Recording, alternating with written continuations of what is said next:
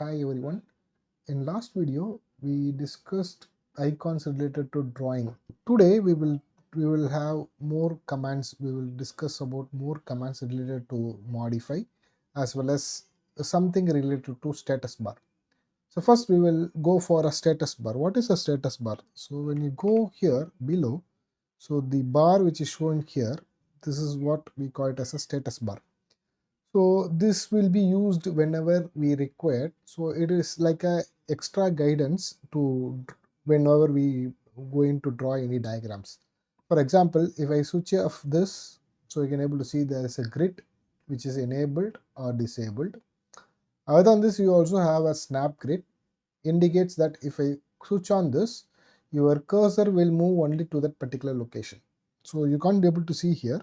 Let me go to a command. Let me go for line command. Let me click this line command. Now see, I am zooming it out. So when I move my cursor, see, it snaps only on the intersection of the grid lines. So this happens if you switch on this snap. If you switch it off, you can able to see you can draw anywhere. So anywhere we required accordingly. But whenever it is on, it means that it will enable only on that particular location. To change this snap settings, you can go here, right click and go for snap settings. Here you can able to see you can switch on this snap on. So equal XY spacing is here. Let me switch it off to show the difference. So X I am going to give for 10. For every 10 mm it has to snap. For Y I am going to give it as 1. Let me click OK. Now you can able to see that when I move my cursor, so let me go to a command. See, when I move my cursor, so for X axis, for every 10 only it is changing, right? So when I go to Y axis, so for every 1 you can able to get a snap setting. Okay, so this how you can able to change it if you want required. Okay, so most of the time if required we'll be using this, otherwise we will switch off this too, both of this. The next one is auto mode. So you can able to see here, this is auto mode. If you enable this, what happens here is I can able to draw only horizontal or vertical lines. So whenever I go for a line, either I can go for a horizontal line or I can go for a vertical line. So this is the only way I can able to draw my diagram. This will avoid unnecessary angle, for example 1 degree angle or 2 degree angle, which cannot be viewed in the software. So to avoid that particular confusions, you always use this, enable this whenever you require to draw horizontal or vertical lines. Okay, so the next one you have polar tracking. So in polar tracking, so when I go and enable this polar tracking, so below along with the polar tracking you can able to see there is a small arrow. Let me click this arrow. So it is enabled for 30, 60, 90, right? So this is enabled. So now when I go to polar tracking, let me go for line. Whenever I move my cursor, for every 30 degree, you can able to see a green color dot indicating there is a dead angle of 30, so you can able to draw accordingly. So similarly, so when I move here 60, 90, it shows like this. Okay, so for example, I need particularly at around 25 degree. Okay, I need a line particularly at 25 degrees. So that is not an incremental angle. In that case, you can right click this settings, go to tracking settings. You can able to see here. Check this additional angle, click new, enter whatever the angle you want. I want for 25 degree. Similarly, I need one more for 50 degree.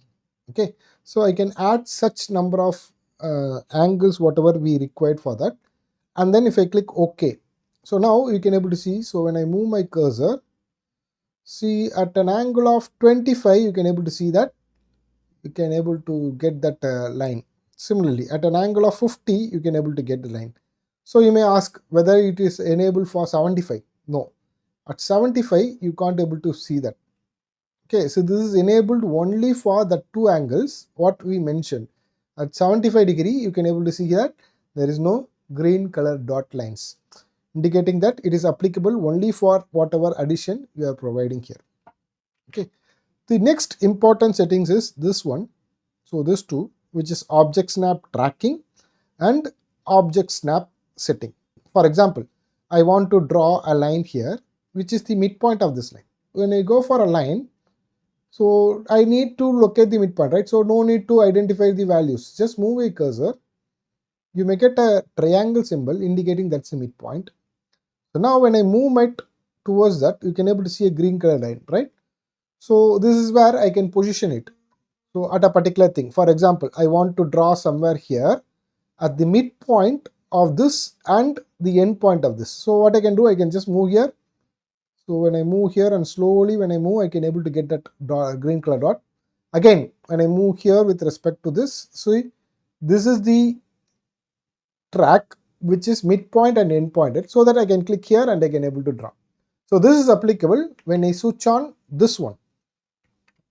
So this object snap tracking. So object snap is, so I told you there is a midpoint, right? So I can, let us check what are the things available. Right click this, go for object snap settings.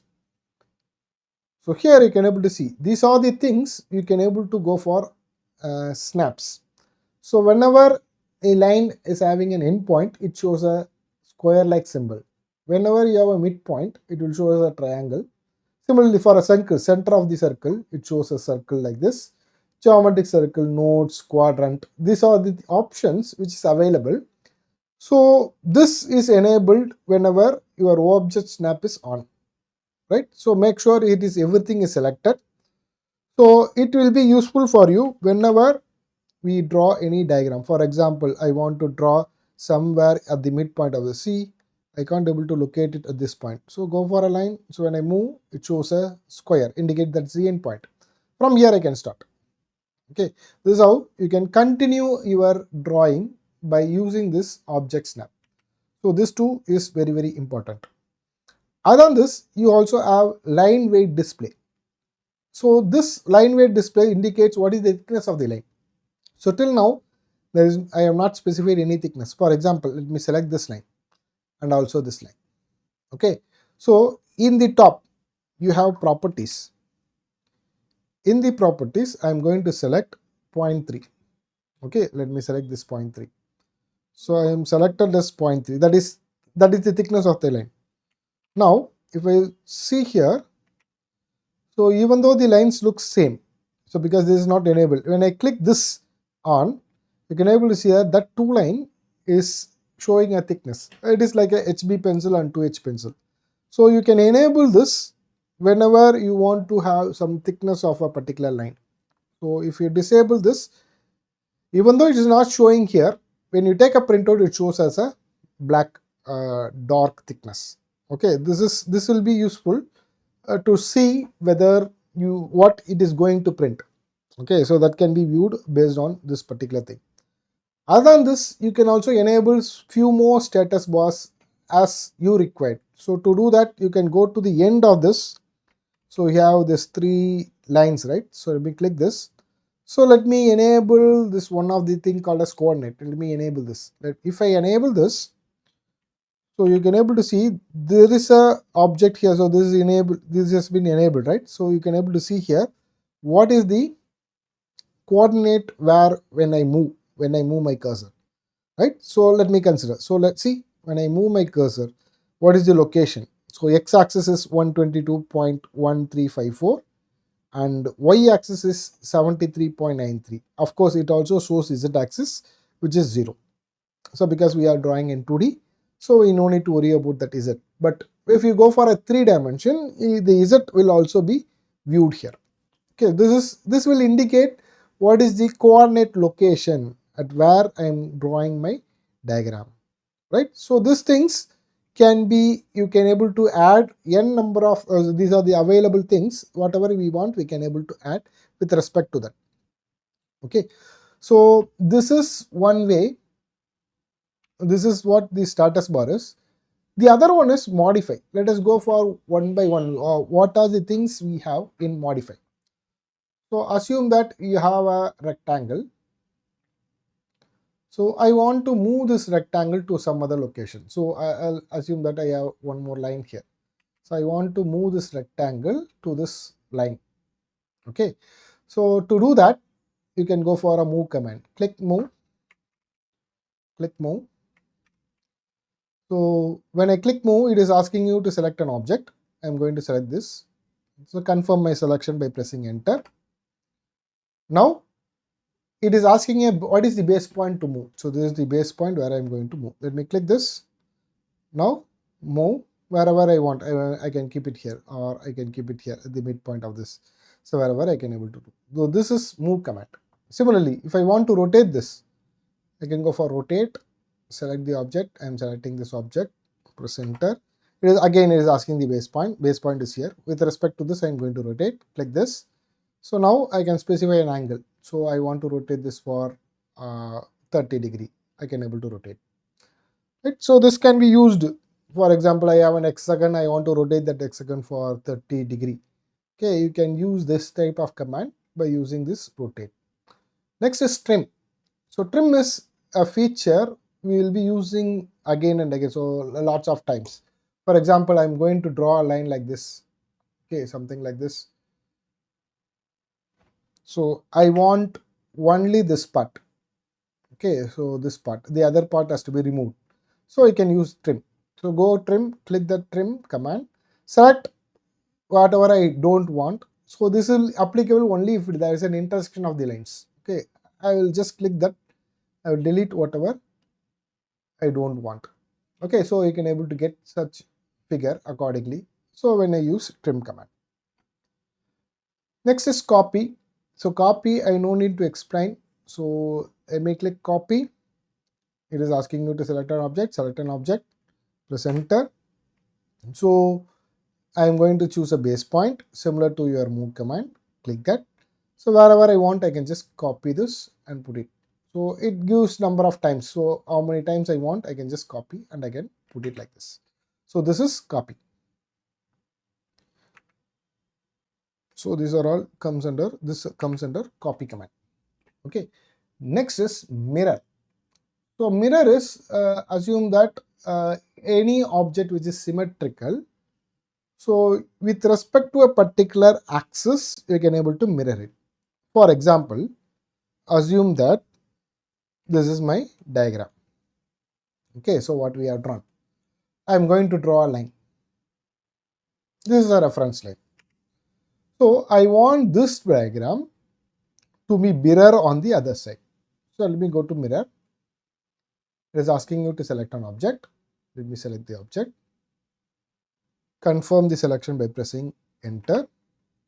Now it is asking what is your mirror line.